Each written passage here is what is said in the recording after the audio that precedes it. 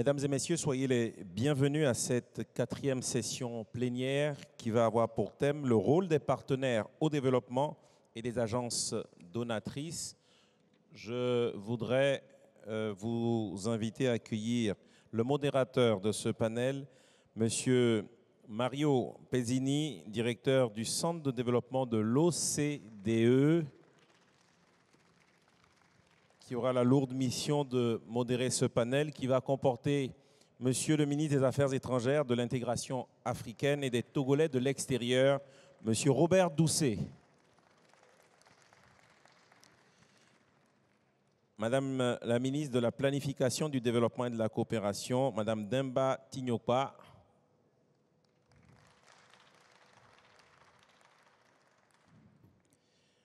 Monsieur Kay Parplease, chef d'unité d'EVCO pour les investissements et financements innovants.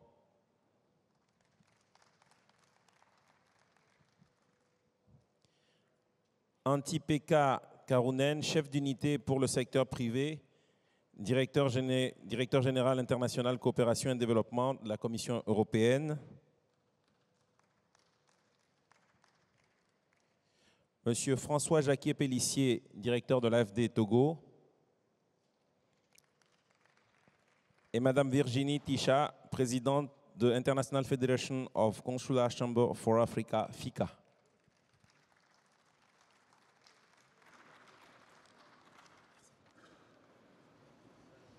Voilà, un panel que nous allons écouter pendant 1 heure et qui ouvrira la porte juste après à la séance de clôture.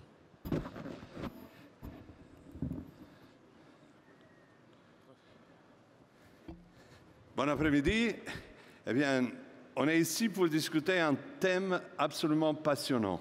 On a parlé des opportunités de développement économique, des nouveaux défis. Le monde a changé et en conséquence, aussi la coopération ne peut pas rester celle qui avait été définie il y a 50 ans.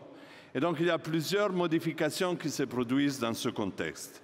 Permettez-moi de rappeler, par exemple, que les objectifs de la coopération ont changé. Aujourd'hui, c'est les objectifs du développement durable.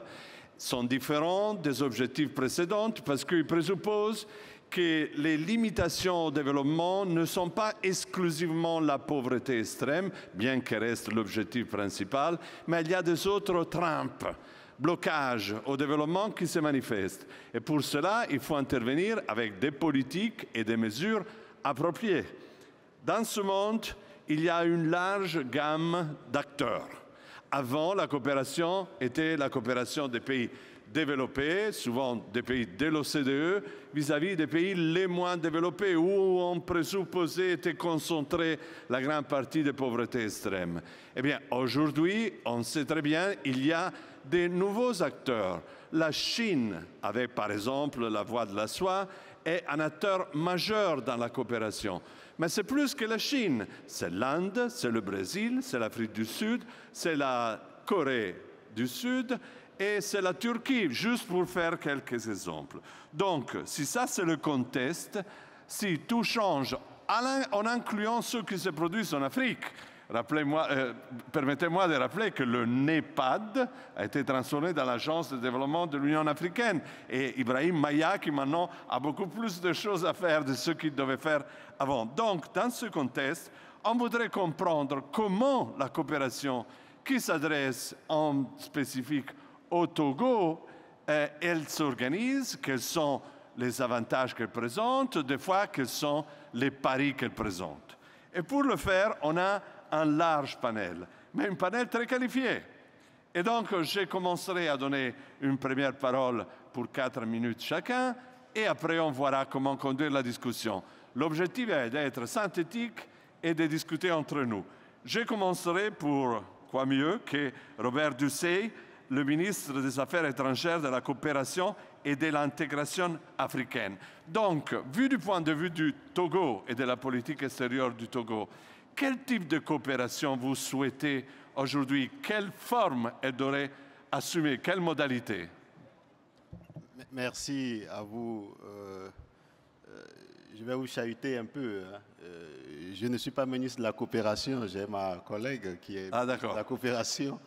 Mais je peux vous rassurer que sur un plan africain en général, et d'abord togolais, la coopération est indispensable pour le développement de nos pays. Parce que quand on parle de coopération aujourd'hui, elle intervient parce que nous sommes dans un contexte indispensable pour le développement des pays moins avancés. Donc pour le Togo, qui est un pays en voie de développement, la coopération est indispensable et la coopération a beaucoup à apporter à notre pays. Si vous le permettez, je vous dirais que je vais peut-être vous choquer un peu, mais je vais quand même vous dire cette vérité. Aucune coopération ne peut apporter des fruits quand il n'y a pas de vision politique. Nous pensons que pour ce qui nous concerne aujourd'hui, au Togo, nous avions cette vision. Nous avions le PND pour lequel nous sommes là. Et avec cette vision et l'appui des partenaires au développement, nous pouvons réussir. Merci à vous. Vous ne me choquez pas du tout parce que quand on a commencé ce forum, dans une première session que j'avais eu l'honneur de modérer aussi, un thème il est apparu de façon très forte. Il n'y a pas une seule trajectoire de développement, il y a plusieurs chemins, chaque pays a le sien, et donc nécessairement il nous faut une vision qui se dirige au goulot d'étranglement spécifique et les opportunités spécifiques d'un pays. Donc on ne peut pas avoir une véritable coopération sans vision et sans histoire. Qu'est-ce qu'il faut faire, dans quel pays et comment? Donc permettez-moi de continuer avec votre collègue, donc Demba Tiknoba, ministre de Planification du Développement et donc de la coopération, et vous dire, vous voyez, Madame la Ministre, on a plusieurs formes de financement du développement. La plus importante, on le sait, c'est les impôts. Mais sont suivis par les transferts de migrants. On l'a entendu. Souvent, le développement en Afrique, il est financé par les Africains qui vivent ailleurs. Et après, arrivent les investissements étrangers, arrive la coopération au développement et la philanthropie. Donc, il y a plusieurs façons pour financer le développement. Mais chacun, il peut jouer un rôle différent. Donc, vous présidez la planification. Le Togo a un plan national de développement important. La journée de hier nous a dit, en vérité, c'est bien plus que ça. C'est un plan très approprié, et pas seulement pour le Togo, pour la région. Donc, pour la mise en œuvre du PND, vous pensez que la coopération peut faire quoi? Je voudrais vous remercier pour cette question et vous dire que combien je me réjouis de faire partie de ce panel. Effectivement, le Togo a adopté un plan national de développement et s'apprête depuis plus d'1 an pour sa mise en œuvre. La coopération peut apporter beaucoup à la mise en œuvre de ce plan. Et permettez-moi de dire que le Togo a, de par le passé, bénéficié de la coopération sur plusieurs lignes pour booster son développement.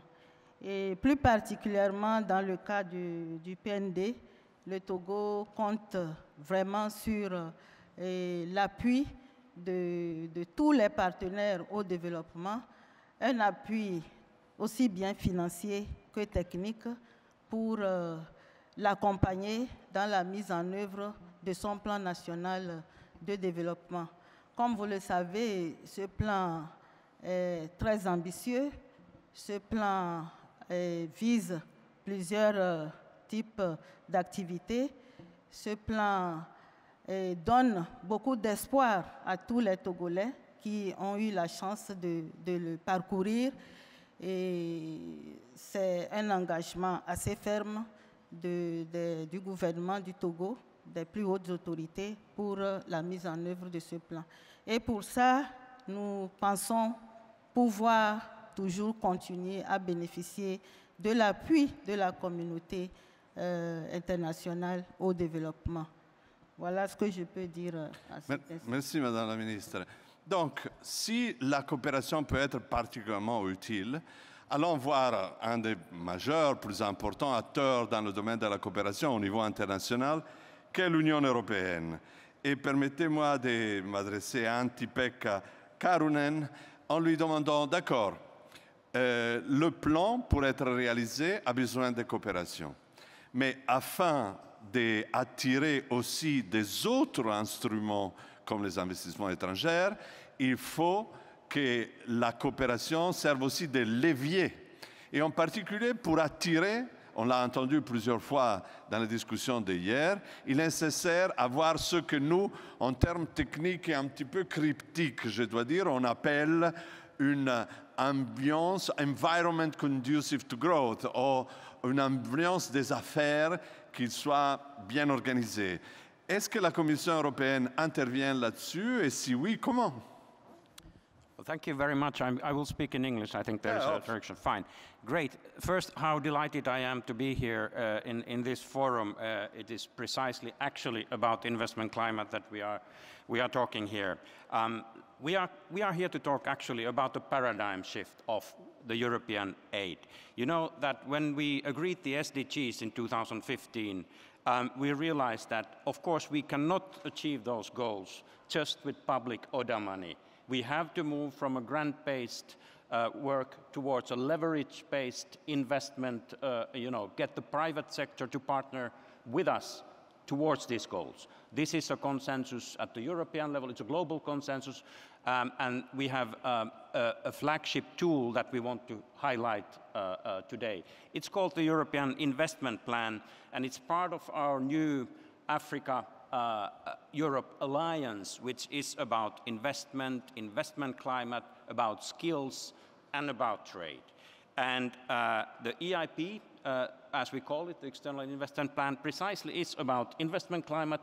But the new thing about the EIP is that an integrated approach of mechanism to share financial risks, and my colleague Kai will dwell on that, but it's also about technical assistance, and it's about how we address investment climate. And what are we talking when we talk of investment climate? It's a very wide policy mix, because ultimately, if you look at it from the investor's point of view, the question is, what makes the country attractive for me to come or to retain investments in this country? Do I want to start a business here? So you can look at this from drivers like macro-level drivers, where macroeconomic stability, political stability, good governance, fight against corruption is the first set of drivers. Second set of drivers is about human-centered drivers, about skills again, education, health, innovation policies in the country. And the third set of drivers, which is more directly the business environment issues. How easy it is to set up a business? Can I get enforcement to my contracts through judiciary? What is the tax environment? Just to name a few infrastructure issues. And of course, the EU is more than willing now with this paradigm shift. We are focusing on these issues. We are willing to help the Togo government, our other partner governments, in these efforts to get reforms going into direction which would improve this policy mix and make investing attractive in the country. Thank you. That's a very important point, because, when we discuss about, for example, quality infrastructure, which is a flag of Japan that is repeating infrastructure are needed, but they need to be of quality. Or we discuss with India about resilient infrastructure, or with China about One Belt, One Road. Then the point that comes is, yes, but if we have to qualify what the infrastructure should be, what do we are talking about? And in reality, we are talking about very often of policies. How do you make attractive an environment? Very often, the assets are there, but what is required is policies that modify the existing rules, create new ones, or abolish others, and so on. So it's very important to work on the attractiveness. The partner need to work with government and policymakers, sometimes also at the local level, not only at the national level. However, there is the other part of the story, which are the investor. the private sector. And therefore, let me stay with the European Union and ask this time to Kai Parplies, that is again head of unit in DEFCO, what the European Union intend to do when it comes to the specific relationship with the private sector. Yeah, that's right. As Antti already highlighted, the business environment is extremely important because that is what ultimately attracts private investment. Because Antti mentioned our flagship initiative, the EU External Investment Plan, which really represents a paradigm shift from our perspective, because we want to shift the perception of Africa, even in the development cooperation context. We know that the private sector looks at Africa as an investment opportunity already, but we also want to look at Africa as an investment opportunity because that's what it is. So apart from the investment climate, what we're doing is, because we realize that some investors still perceive Africa as a risky market, which prevents more investment from coming to Africa. And we want to unlock more of those investment flows that basically look for opportunities around the world. We want a larger share of those investment flows flowing to Africa. And apart from initiatives to improve the investment environment, we have put some significant amounts of money behind that to de-risk investments, to address those what we think are perceived risks in Africa, and provide comfort to investors to take away the risk that they perceive here. We have put behind the EIP 1.5 billion euros for the 2-year period, 2019-2020. We're set to quite significantly enlarge that financial commitment in the next EU 7-year budget period starting in 2021. So this indeed is a paradigm shift, because investment will become more and more front and center of our development cooperation policy. And Africa really is absolutely at the center there. What are we going to do? I mean, just to give you a few examples. We're essentially working through our various DFI partners, the European Investment Bank, the Agence Française de Développement, KfW, the World Bank Group.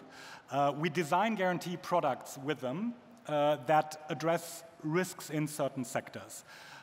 We've started with 5 sectors, actually. Renewable energy. In fact, the African Development Bank in the next couple of weeks should be signing a first a guarantee for decentralized solar projects in Togo. So there is money from this plan flowing to Togo already. So renewable energy is a very important sector that we de-risk in a very targeted fashion, for example, by backstopping the power purchase agreements that you typically have in an independent power project. SMEs, small and medium-sized enterprises, are a key focus where we work with local partner banks to make sure that more small businesses, and in particular women-run businesses, businesses run by young people, have access both to credit and to venture capital. So we have some very significant initiatives there coming on stream. And further initiatives addressing the agricultural sector, municipal services. We would like to see more public-private partnerships in the municipal sector. And finally, digital sectors where we're supporting digital infrastructure. We need a wider rollout of broadband, for example, beyond capital cities. And digital platforms are an extremely important focus there. We can come into more examples, make it more concrete later, but this really is, as Antti said, it's a real paradigm shift by placing investment much more at the focus of our development cooperation policy. Thank you very much. And also this example, despite not exhaustive, as you said, but we have limited time, they are very instructive because, for example, maybe it's just an impression, but the idea is that maybe not dominant, but the investment have been also supported in part in the past, not so dominantly, but they have been. But often the impression is that it was more towards affirmed firms, large firms that come and so on. But in your speech, you quoted the small and medium-sized firms. Actually, you quoted small firms and small cities in your speech. So that's a very interesting area. So let me ask l'Agence française de développement et en particulier à François Jacquier-Pellissier, qui est le directeur ici pour Togo, dans quelle mesure justement l'action qui est faite par les agences de coopération, qui dans le cas de l'agence française est bien évidemment en relation avec les investissements et décisions de la Commission européenne, dans quelle mesure cette dimension des petites et moyennes entreprises est prise en compte aujourd'hui? Bien, merci, merci Monsieur le modérateur, Monsieur le ministre, Madame le ministre, bonjour à tous. Ce qu'il faut savoir, c'est que pour la plupart des bailleurs internationaux, dont fait partie l'AFD et l'Union européenne, le secteur privé a changé de statut. Si on voulait être un peu trivial, on dirait le secteur privé est passé d'un statut de danseuse, un secteur sympathique, mais bon, un peu accessoire, pas très noble. Hein. La noblesse était réservée au secteur public, le seul secteur vraiment désintéressé, qui sert l'intérêt général. Bon. Tout ça, c'est fini. Aujourd'hui, le secteur privé, c'est véritablement devenu un chorégraphe, puisqu'il est vraiment au cœur de notre pensée quand on veut intervenir dans un pays. On pense qu'est-ce qu'on va pouvoir faire pour muscler le secteur privé, quand il est vrai aujourd'hui que personne ne pense qu'il y aura d'émergence durable sans secteur privé solide.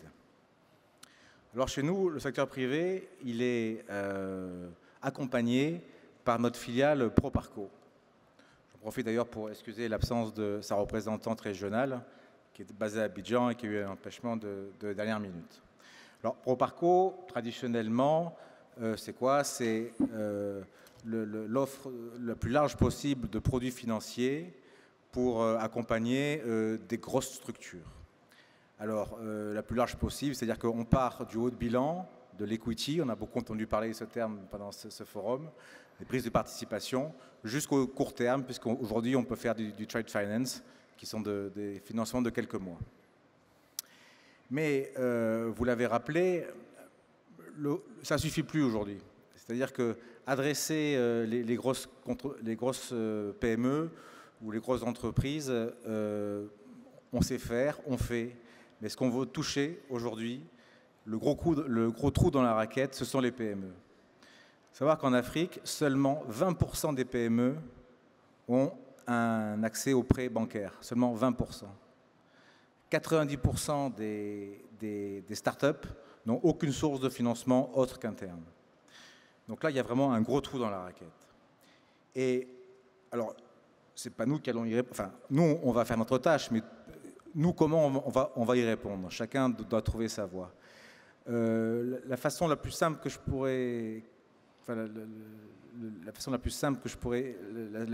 l'initiative que je veux évoquer, excusez-moi, c'est l'initiative qui a été portée par la présidence française, Emmanuel Macron, et qui s'appelle en bon français Choose Africa. Et c'est quoi cette initiative? C'est sur la période 2018-2022. Vous noterez la correspondance de date avec le PND. C'est mettre à disposition des PME africaines 2,5 milliards d'euros, 1 milliard en equity, en fonds propres, et 1,5 milliard pour faciliter l'accès au crédit. Et on facilite l'accès au crédit en faisant deux choses. Premièrement, en refinançant les banques.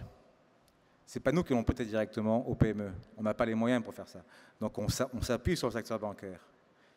Et on va prêter aux banques des lignes dédiées, à bas coût, avec des taux d'intérêt qu'on aura mis bas, grâce notamment à l'argent de l'Union européenne qu'on va capter pour faire un mixage entre les prêts et les dons, pour offrir aux banques des conditions de ressources basses, à condition qu'elles prêtent à des PME. Et l'autre moyen d'accompagner le secteur bancaire, c'est en lui offrant des garanties. On parle toujours de risque. Les banquiers sont très frileux, ils ont peur du risque. Donc l'idée, c'est de dire avec eux, on partage votre risque. Vous prêtez aux PME, nous, on prend la moitié du risque avec nous. Et on prend la moitié du risque également en mobilisant de l'argent européen.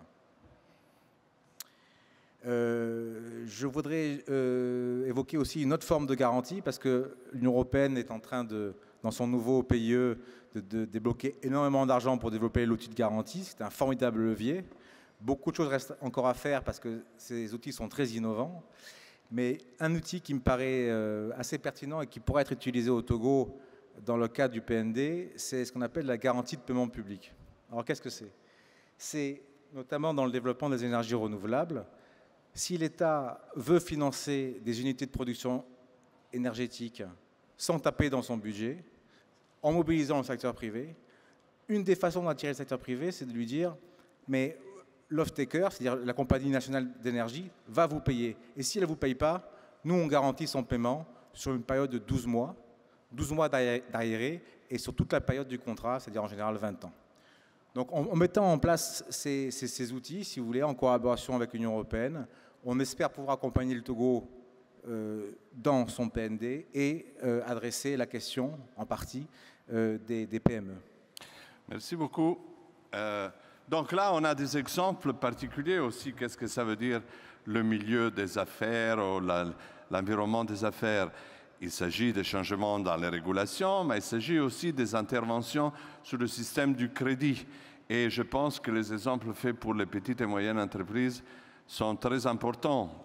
Il y a quelques décennies, je m'occupais en partie des PMI dans une région italienne, et c'était ce type d'intervention-là qui ont en vérité facilité la réduction du taux d'intérêt et l'accès au crédit des petites et moyennes entreprises. Ce sort de services et pas les incitations inconditionnelles dans toutes les directions.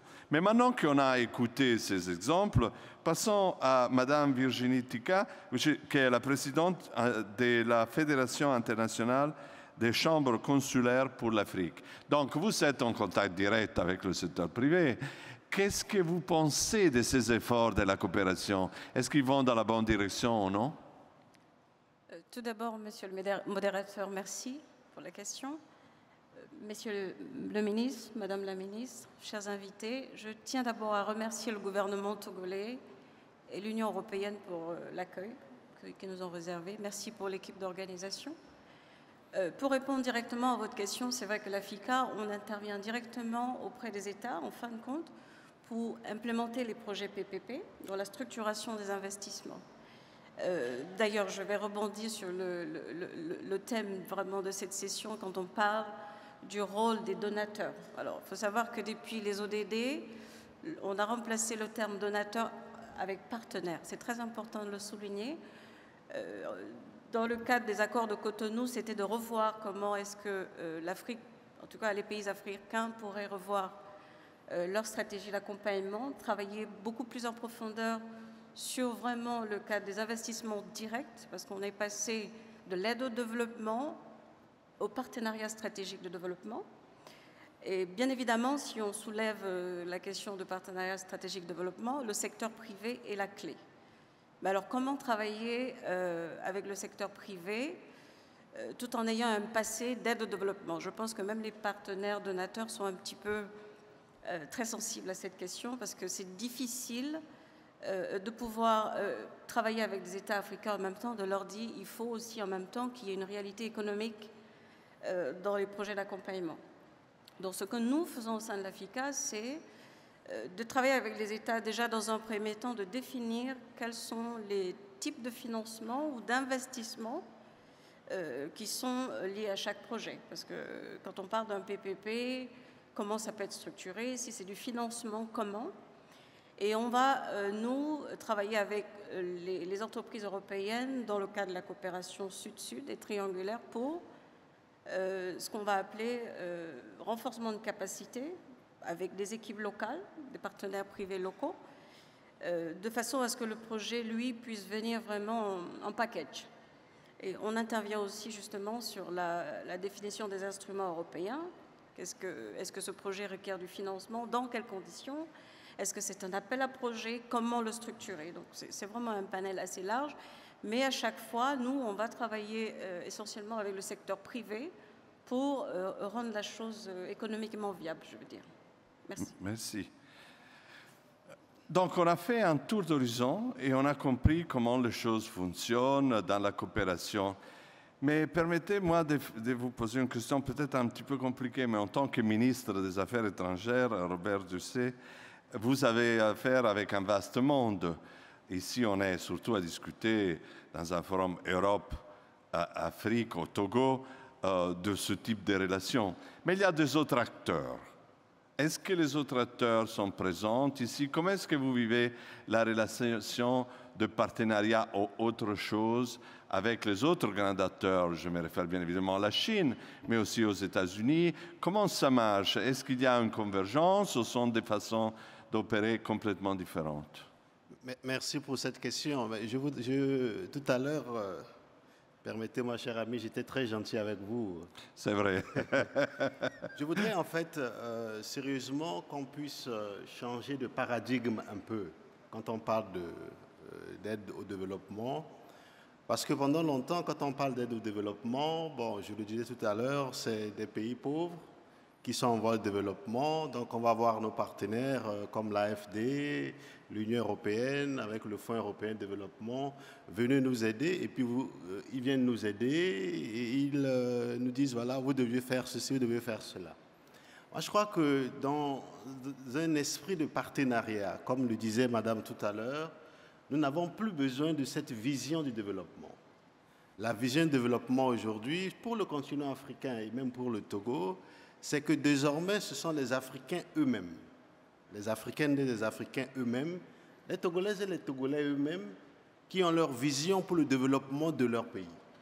Nous avons notre vision de développement et nous disons désormais que si vous aviez de l'argent, vous aviez des moyens financiers, vous voulez nous aider, venez nous aider, mais nous voulons que vous nous aidiez comme nous le pensons. C'est-à-dire que cette vieille pensée où nous voulons construire un hôpital dans telle région, nous voulons construire une école dans telle région, parce que c'est notre vision extérieure, nous pensons que c'est fini. Il faudrait changer ça. Nous sommes désormais adultes. Nous sommes désormais adultes et nous disons que nous sommes capables de construire nous-mêmes nos pays et de construire l'Afrique pour les générations futures. Donc ce changement est important. Une fois que ce changement est accepté par nos partenaires, je vous aime bien, hein, chers amis. Hein. Une fois que ce changement est accepté, je dis, nous pensons que la première chose, c'est de dire, OK, nous allons aider. Oui, nous aidons dans des domaines spécifiques comme la santé, comme l'éducation. Il suffit de voir des indicateurs, même au niveau de l'Union européenne, avec les partenaires américains. Je vais répondre à votre question tout à l'heure avec le MCA. Et nous avions des PME, nous avions des petites et moyennes entreprises. Il faudrait également que l'on puisse dire, mais il y a des aides qui vont dans le social, nous l'acceptons, mais pour que l'Afrique puisse se développer demain, ce n'est pas le social. Ce n'est pas... enfin, je vais me contenir un peu. C'est aider les entreprises africaines, les jeunes entreprises africaines, à se prendre en charge. Vous avez parlé du fonds de garantie qu'on trouve, par exemple, il y a le président Macron qui a le fonds à environ 2,5 milliards avec Choose Africa. Nous avons le Compact with Africa, par exemple, avec les partenaires allemands, dont le Togo est membre. Nous avions ces fonds avec une vision et nous souhaitons que ces fonds-là puissent aider les entreprises africaines, les entreprises de nos pays, à soutenir l'économie de nos pays.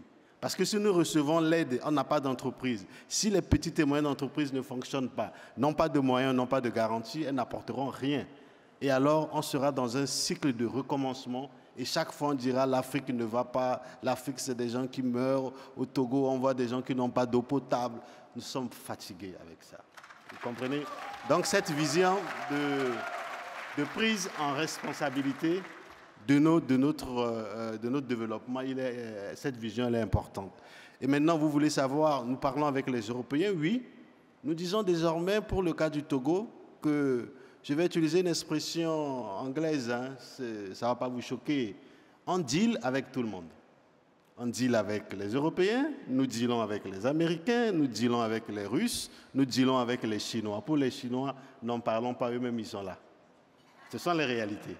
Donc, là, oui, c'est ce que nous souhaitons d'ailleurs. Ce qui fait que désormais, quand nous avions un projet, nous avions les Européens qui nous approchent, les Américains, les Chinois et tout le monde.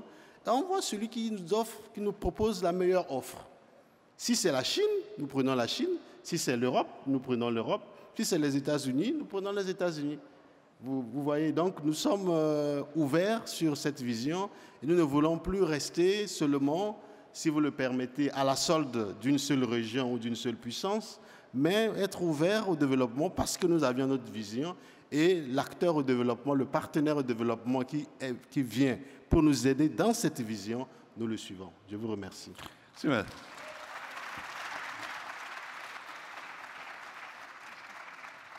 Merci d'exprimer aussi la volonté d'une partie de la salle importante.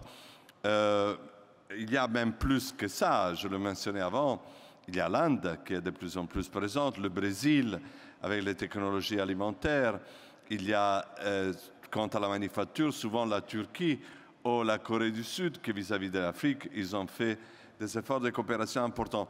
Mon intention, c'était plus de comparer les modalités dans lesquelles ces coopérations se réalisent. Mais bien évidemment, il y a plusieurs acteurs. Et donc, pour discuter des modalités, laissez-moi passer maintenant à votre collègue, donc la ministre de la Planification, du Développement et de la Coopération.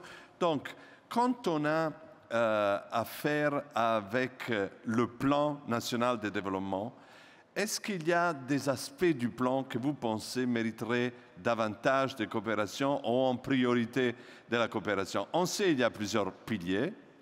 On sait qu'un pilier important est par exemple le pilier du port, mais il y a aussi des piliers concernant l'activité manufacturière. Quels sont, à votre avis, les domaines dans lesquels vous pensez la coopération peut être la plus fructueuse? Merci pour cette question. Nous avons en effet, dans le cadre de notre programme, nous avons plusieurs aspects. Nous avons les infrastructures. Je crois que c'est assez important et il serait souhaitable que les accompagnements puissent s'orienter vers ce secteur de façon à nous permettre de renforcer l'existant et d'améliorer ce secteur-là dans le pays. Nous avons également le secteur social qui mérite d'être soutenu. Ce matin, il y a eu déjà des discussions sur un panel où les questions d'inclusion ont été évoquées. Donc nous pensons également que c'est un secteur qu'il faut prendre en considération. Alors, lorsqu'on parle des PME et des PMI, je crois qu'il faut toujours commencer petit et devenir grand.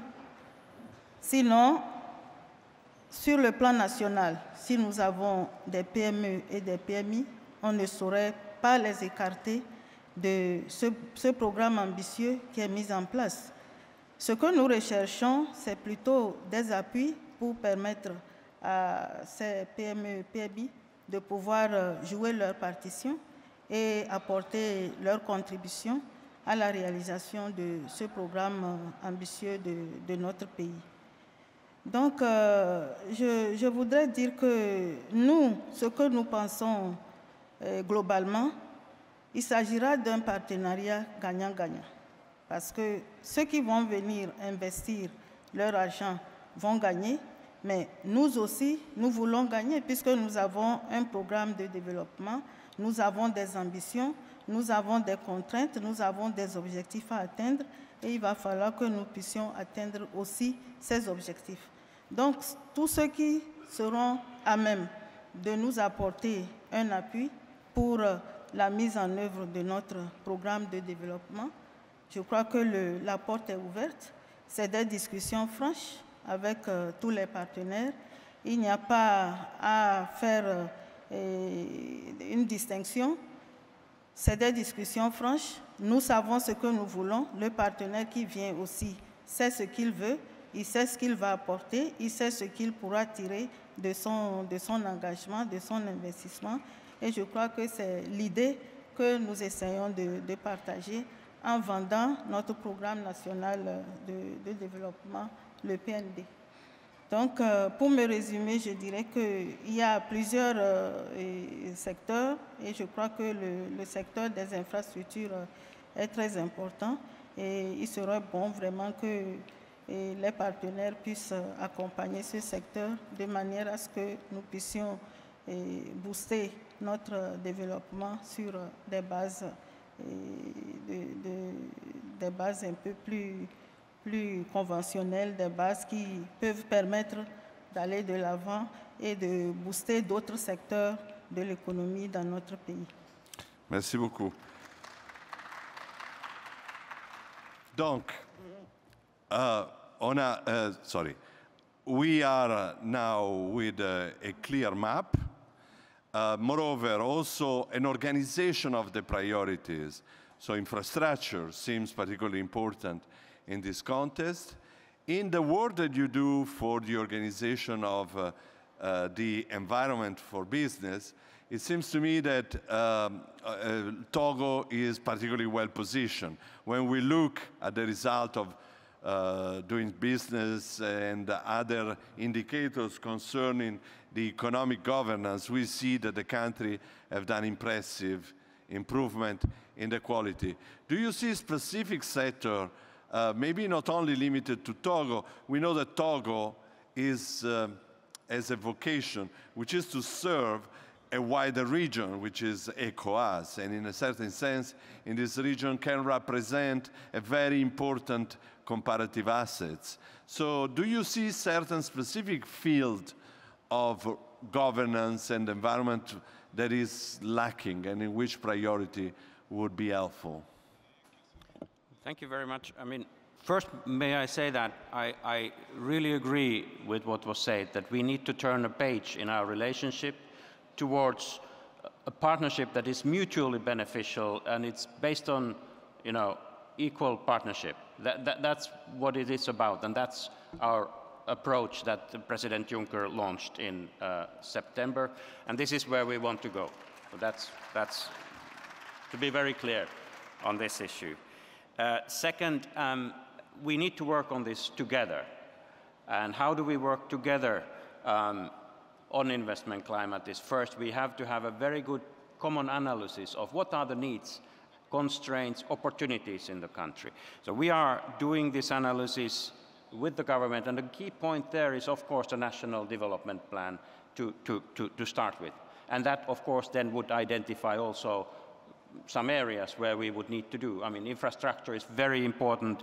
I'm not a Togo expert, so I would not be able to, it's better to bring then our colleague from the delegation who are doing great work. But let's say there are value chains that we are working, such as pineapples. We participated in the road projects. There is very exciting developments on rail, which I'm hearing. So, you know, this is something to be agreed together. And second, then, what do we need is, as we are talking of private sector, so we should not perhaps also only ex ante decide what the needs are. We should have a public-private dialogue. We should listen to the business and see where are their constraints to get that genuine perspective and thereby understand what are the key priorities that can then unlock investment. Because working with private sector, I believe, is that it's for the private sector to bring in the ideas and not for the public authorities always to pick the winners, thereby let the private sector compete and come with ideas, and then we can look at it from that perspective. And that will help, this kind of a public-private dialogue, consultation of policies, talking and understanding the priorities will help us also to be more effective in our operations, whether they are on infrastructure or whether they are on something else, because it's based on, let's say, data and evidence that we have gathered together. So this would be my proposal to work on investment climate in particular. Thank you.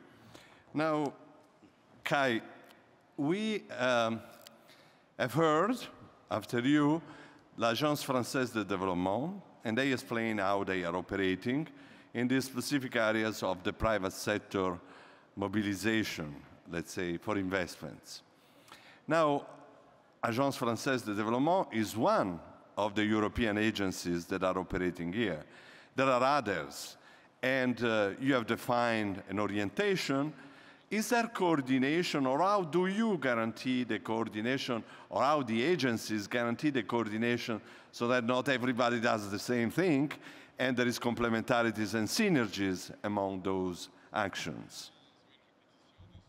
Yeah, no, that's right. I mean, coordination is important. At the same time, I think one of the strengths of Europe globally, but also Europe in development cooperation, is that we have a whole range of complementary resources and capacities. So it's not only AFD, you have some pretty strong and pretty effective development partners in the different member states, in addition, of course, to the European Investment Bank. They have different geographic footprints, different focuses, some more on public sector projects, some more on private sector projects. And that's really how we use them. When we design, for example, our new guarantee products or blending projects, we work with a partner that we believe is best suited for this particular sector. And of course, also ask our partners to coordinate and reduce complementarity. A little bit of overlap is perhaps not bad because, you know, competition helps people to make the extra effort. So it's not necessarily bad. We have, of course, if in doubt, since there are, of course, several partners we work with, the EU delegation stands ready, and also the teams in Brussels, if any of the partners are not sure who is the right partner to talk to. We're always there to help and to direct investors in the right direction.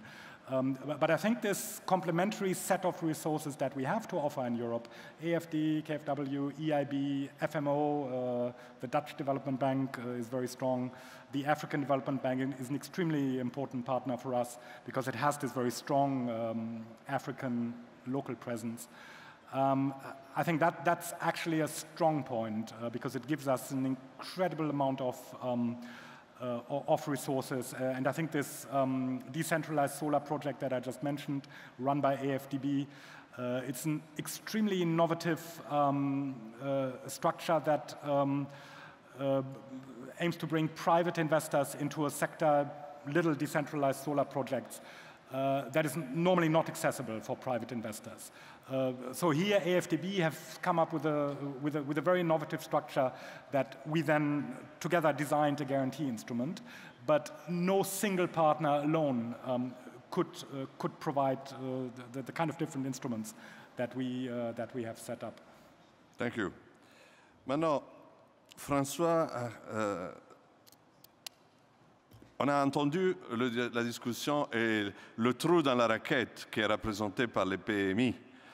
Il y a plusieurs autres formes d'activité économique, des entreprises, par exemple les coopératives qui opèrent dans le secteur agro-industriel et dans certains secteurs de façon assez intéressante.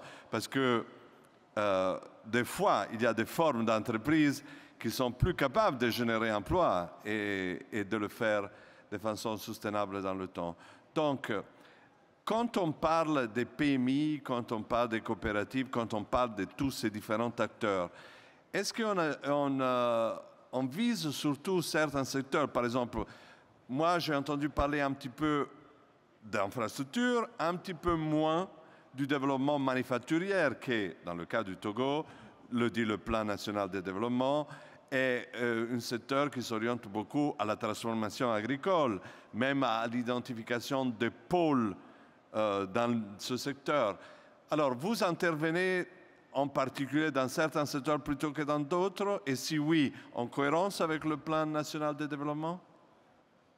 Alors oui, on est obligé d'être un peu sélectif sur les secteurs. Donc, dans chaque pays où intervient l'AFD, on définit un cadre d'intervention pays, dans lequel on définit des secteurs qu'on appelle de concentration. Alors, sur le Togo, ces secteurs sont au nombre de 3. C'est l'énergie, l'eau et l'assainissement, et l'éducation et la formation professionnelle. Alors, il y a des utilités parce qu'il y a des secteurs de concentration, mais ça ne veut pas dire qu'on ne peut pas financer autre chose. Par exemple, sur le développement rural, on finance avec nos amis allemands des réhabilitations de pistes rurales, par exemple. Dans le secteur agricole, donc on n'y est pas, c'est pas un secteur de concentration, mais on y est à la fois à cause de ces pistes rurales et puis à la fois à travers la formation professionnelle. Parce que la formation est aussi une étape évidemment essentielle pour développer tout secteur. Et on travaille avec le ministère de l'Agriculture sur la mise à niveau des 40 centres de formation agricole et rurale qui se trouvent au Togo. Et en faisant un diagnostic différencié de chacun de ces centres, on va leur apporter sur les 2 prochaines années un appui sur mesure, si vous voulez.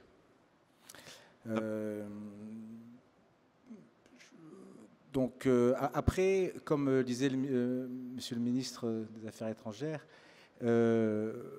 nous, on finance des projets togolais, c'est-à-dire que si demain le Togo arrive et nous dit mais vos secteurs de concentration, c'est pas ça qu'on veut, on veut autre chose, faites ça, et on se pliera parce que nos projets sont des projets togolais, c'est pas des projets français ou européens. Hein. Oui.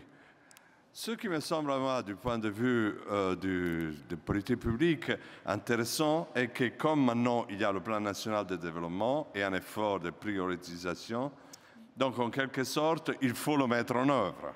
Et il faut le mettre en œuvre assez rapidement.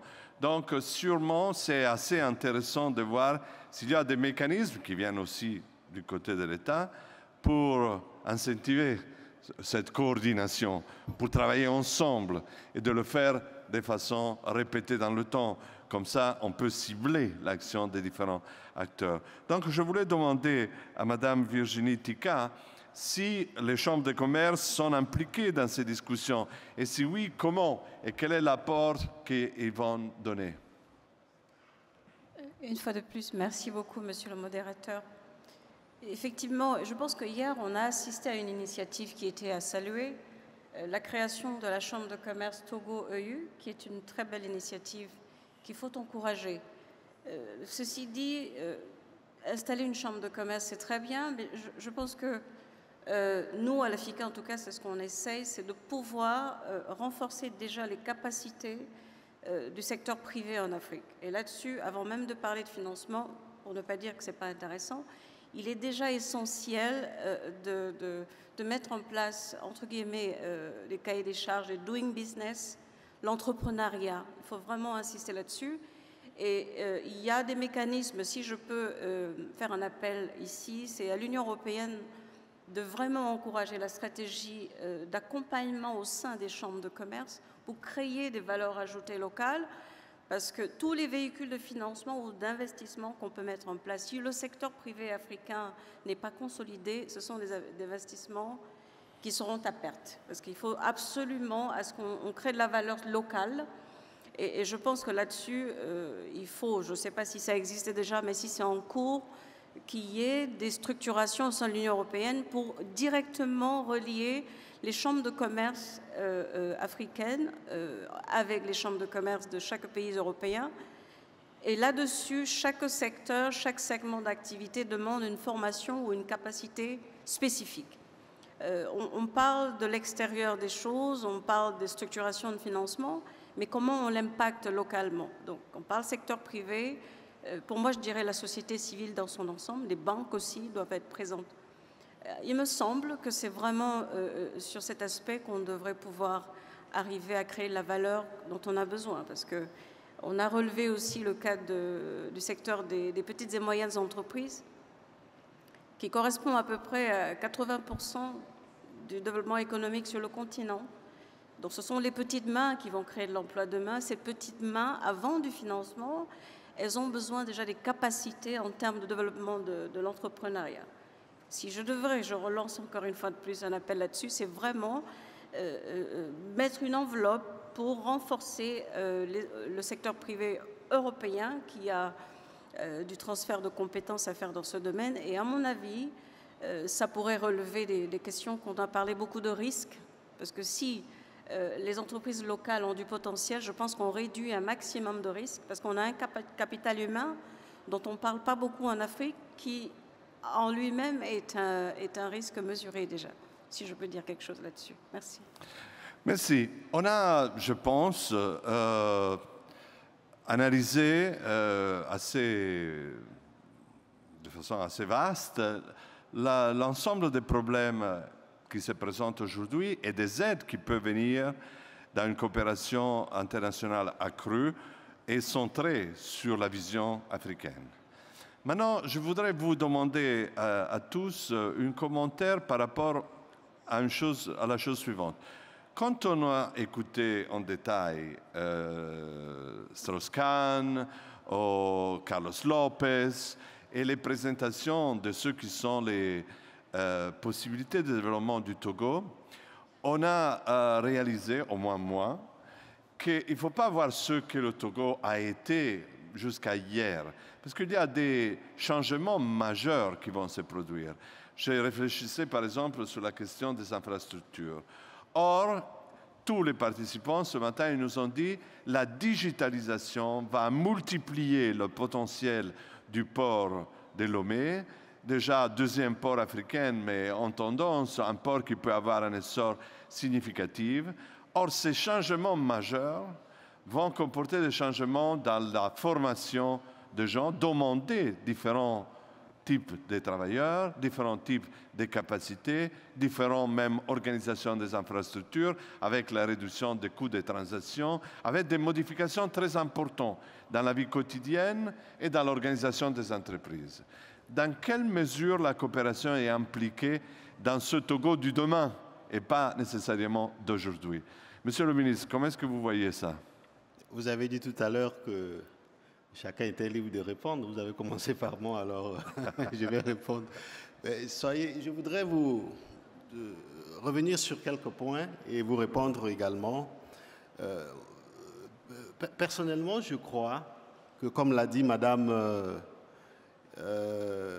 il faut un appui, par exemple, de l'Union européenne pour les petites et moyennes entreprises. C'est un appui indispensable. Mais on ne peut pas se passer de certaines choses. On ne peut pas se passer de certaines vérités. La vérité, je crois que Carlos l'avait dit hier, et certains intervenants, la richesse que nous cherchons sur le continent africain, ou que nous cherchons pour les populations africaines, elle se trouve sur ce continent. Nous avons une richesse humaine, des capacités incroyables des Africains. Il ne s'agit pas seulement de voir le sous-sol, le pétrole, les bauxites, etc. L'Afrique est riche, on dit qu'elle est riche, mais il appartient aux Africains de prendre leurs responsabilités. Ça, on ne peut pas vouloir se développer et ne pas se dire ces vérités-là. Donc sur cette question, même soutenir les PME, il faudrait que ce soit nous qui le fassions d'abord. Et après, nous nous tournons vers nos partenaires ici pour que nos partenaires viennent nous aider. Nous avons la chance aujourd'hui que dans le cadre du PND, c'est une vision du président de la République qui est claire. Nous avions 3 axes. Sur ces 3 axes, chacun nous l'invitons, et je profite pour vous inviter. Ce n'est pas pour dîner, hein, mais pour le PND. On avait dîné hier déjà ensemble. C'est l'occasion, nous vous invitons à nous soutenir sur les axes des PND qui sont clairs. Vous le faites déjà. Vous aviez des fonds qui sont prévus pour soutenir ces axes, mais nous disons, en soutenant le Togo sur les axes principaux du PND, il y a des projets, bien sûr, parce qu'il ne s'agit pas seulement de dire soutenir les axes, il y a des projets que le Togo va présenter, et ces projets-là, nous souhaitons que nos partenaires puissent nous soutenir, nous encourager à réaliser ces projets. Mais à la vérité, pour que le développement se fasse sentir, que le développement se fasse sentir, il faudrait que ces projets-là répondent aux besoins réels des populations. C'est ça qui est important. Nous pouvions continuer à dire que nous avions le seul port en eau profonde de la région, mais si nous n'exploitons pas ce port comme il faut, et comme vous venez de dire, et je reviens pour vous répondre, par la digitalisation, nous ne pouvons pas atteindre les capacités de ce port. Beaucoup ont parlé de Singapour, on peut même parler du port de Dubaï, etc., parce que ces ports sont à un niveau important de digitalisation, ce qui double, même multiplie, je ne sais par combien, la capacité de ces ports. Et soyez rassurés que le gouvernement togolais est en train de travailler sur cette question. Vous aviez dit tout à l'heure que le Togo est en train de... Le Togo d'hier, ce n'est pas le Togo d'aujourd'hui. Le gouvernement a commencé il y a très longtemps. Et je ne veux pas vous vendre ce que vous ne vous voyez vous-même, mais nous sommes désormais à un pas en train de marquer des pas importants et même rapides. Et c'est le souhait du gouvernement d'aller vite pour que cette digitalisation, par exemple, du port et de tout le système, même le système de santé, nous sommes dans un monde aujourd'hui, je crois que nous sommes en train de parler, quelqu'un peut-être en Sibérie, il est en train de nous regarder. Le monde a évolué, ne perdons plus notre temps à rester sur, vous voyez, sur les choses du passé. Et donc, notre souhait aujourd'hui est que ce plan national de développement, avec les projets que le gouvernement est en train de préparer et qui a déjà soumis à certains partenaires, ces projets-là soient pris en compte parce que ce sont ces projets qui aideront le gouvernement et donc les populations togolaises à sortir de la pauvreté, à sortir de l'assistanat dont nous ne voulons plus en parler. Merci. Très bien. Madame, sur la digitalisation, vous avez quelque chose à dire? Merci. Si j'ai quelque chose à dire, c'est que ça s'impose. Nous n'avons pas de choix, il faut y aller. C'est tout ce que je peux dire par rapport à ça. Il faut y aller. Puisque les retombées sont inestimables. On ne peut pas rester à l'écart de cette évolution. Il faut y aller. Merci. Donc, if we speak about the business environment, obviously there are many issues that may be related to digitalization. They may concern the introduction of technology in the port or in the production of process of different manufacturing goods. They concern also the qualification of the labor forces. Obviously, they need to be in condition to use this new technology and capacity. So how much, when we speak about business environment, there are also intervention for the workforce? Indeed, I agree with what has been said. Digital will change everything. It changes the business models, it will change the value chains, and of course it will require a lot of digital skills as well. Africa is in great position to leapfrog now for the fourth industrial revolution with the digitalization and with the youth, very savvy youth developing applications, working on digital, is in a great position to do so. And this is what we should be supporting. We should be supporting entrepreneurship in this area, but we also should need to look and ensure particularly that women are also in this space. It's been studied, and the coder community, for example, is very much male-dominated. And it's related to math education. So girls should basically be brought into science and math from very early age to ensure that they will then have a capacity to be in this. Because if we talk of unleashing, the economic power of women, it's half of the population.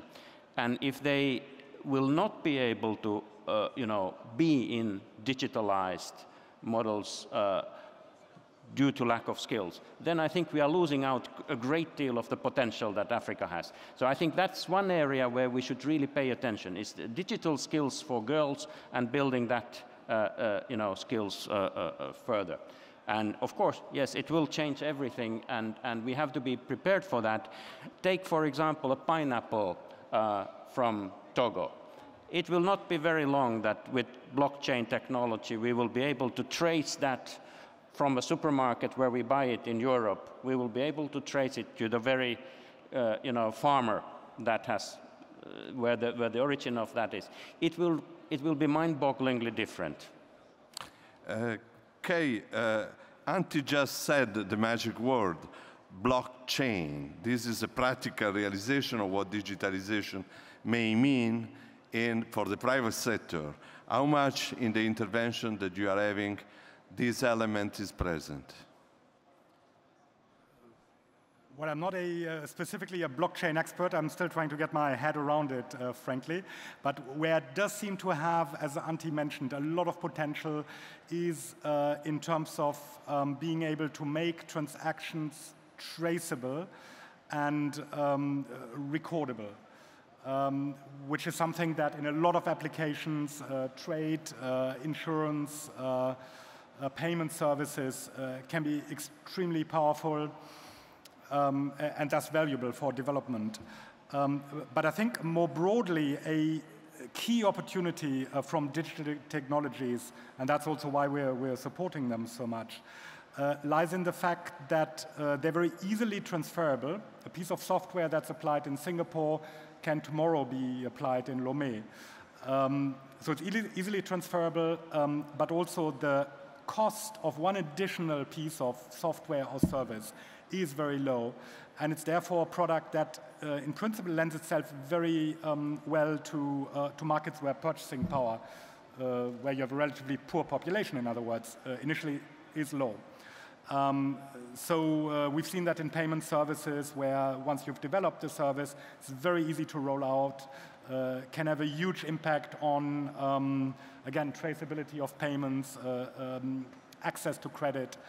I mean, these products are really important because of their low cost and replicability at which they can be deployed. So we see huge opportunity there, and that's why we want to make sure that both the infrastructure is there so people can use digital services, including the education, of course, which is part of the infrastructure.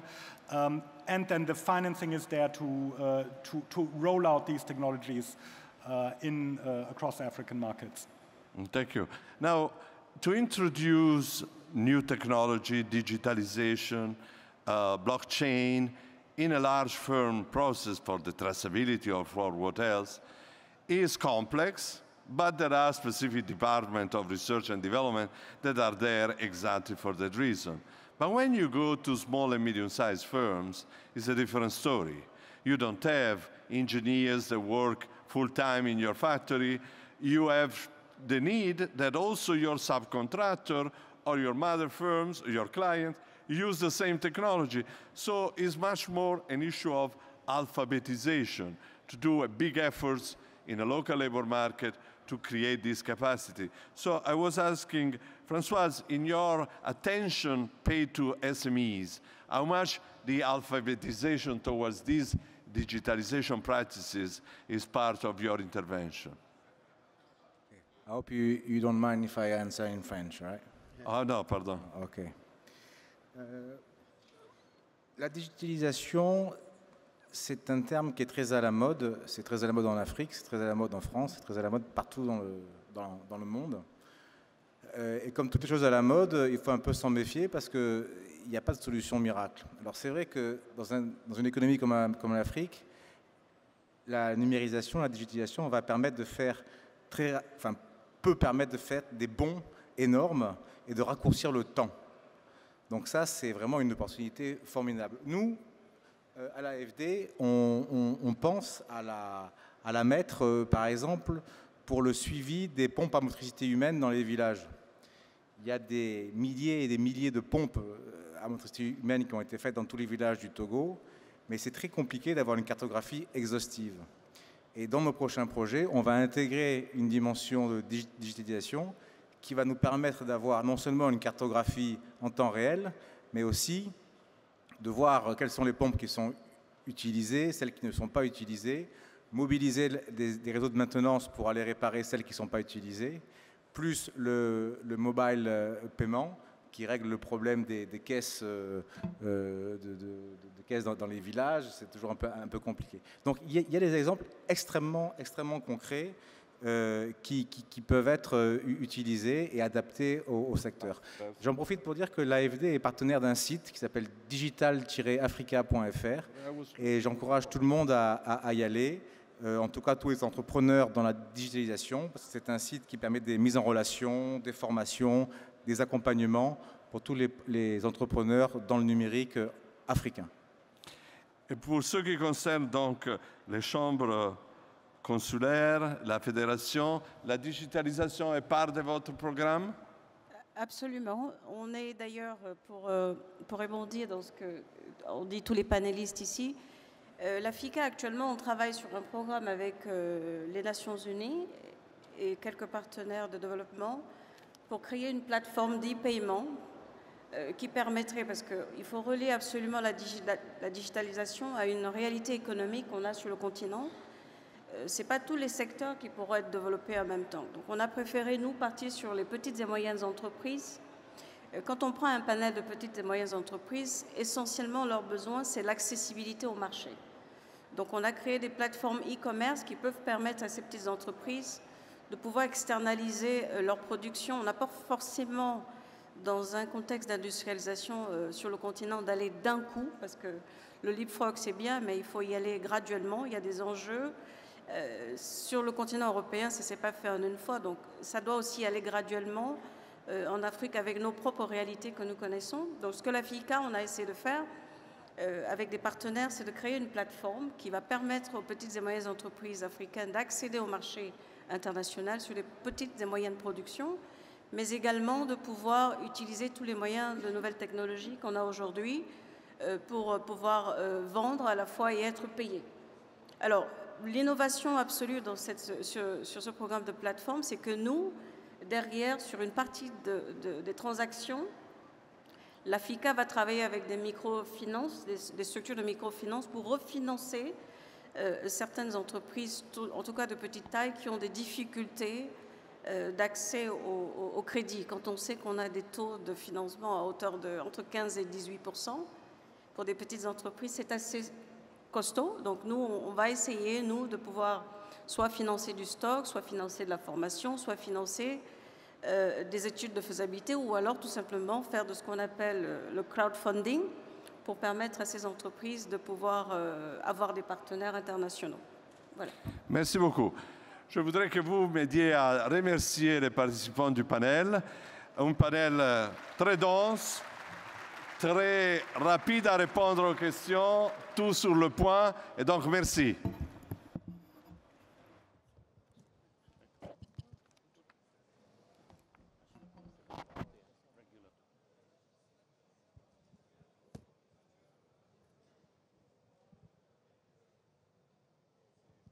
Merci, c'était la toute dernière session.